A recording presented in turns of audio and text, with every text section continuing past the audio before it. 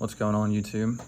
I think one of the greatest things I ever learned about was understanding mind-body medicine, or another phrase that it's often called by is psychosomatic medicine. And it's just this understanding of how our thoughts generate real physical changes. So to explain this in very easy terms that everyone could understand is when you get really upset and you cry, it was thoughts that generated a real physical response. You're producing tears, your heart rate's up, it's hard for you to focus, all from just thoughts. If someone pointed a gun at you and said that they were going to kill you, instantly you would be flooded with adrenaline, your heart rate would spike instantly, you weren't touched, your brain produced a physical response from a thought. So this goes much further than what we understand. What is the experience for anxiety? When you produce an anxious thought, how does your body feel that and internalize it? A sad one, an angry one, an unconscious rage one. All of these have physical responses that they produce. And so this man named John Sarno is the one who really popularized this, because what he ended up learning was so many of these people have chronic pain, yet there's nothing really wrong with them. If you go and give an x-ray or MRI to any adult walking around, half of them will have a herniated or bulging disc. Half of them. And the majority of them won't have any back pain. And then there'll be people who have perfect looking x-rays and MRIs that have back pain, but no herniated disc. So he ended up realizing there is a very weak correlation between pain and all these abnormalities that exist. It's probably really likely that they're experiencing some type of mind-body experience that is causing them pain or discomfort. Trying to break this down in 5 minutes is impossible. But I can only share my experience and how I felt. I had a lot of lower back pain, I had shoulder pain, neck pain, trap pain. I was going to one of the greatest physical therapists in the world. He trains pro athletes, and he was telling me how much my body sucks. And I was doing all these corrective exercises, trying to get my body fixed like it's a car, and all these pieces back in place, and getting absolutely nowhere. And then I read a book by John Sarno that explains this whole mind-body process, and there's a lot more to it than just understanding that.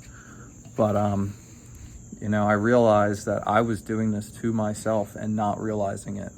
I was giving myself chronic pain in my lower back, my shoulders, my neck, and my traps, and that there's a really good chance the overwhelming majority of people who experience chronic pain or pain that comes and goes, that's what you're doing to yourself too. Learning this has been life-changing for me from a quality of life perspective. I'm able to train and lift hard with no issues, no fear. I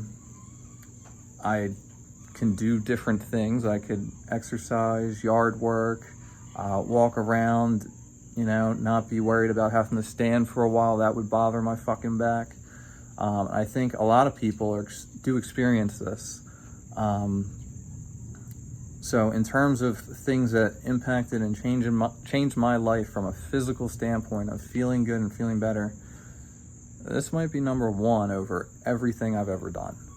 So if you're someone who has chronic pain that you haven't been able to get rid of it, we're not talking about really serious things like fucking cancer or something, but if you've had a shoulder that's bothered you for years, or your back has bothered you for years, this is it. This is it for sure, in my opinion. If you look at the stats of the amount of money that we spend on back pain and the amount of people that experience back pain, it's doubled in the last decade to 20 years. What we do now fucking sucks. It is not getting people better. This got me better, and it got me better instantly. I think this is really the missing connection in health and physical therapy. And I think the reason that most people don't understand it is there's no money to be made in it. There's no money to be made in learning that you don't need to go to physical therapy, that you probably don't need surgery. There are people who need surgery for things, but for this stuff, you do not need surgery.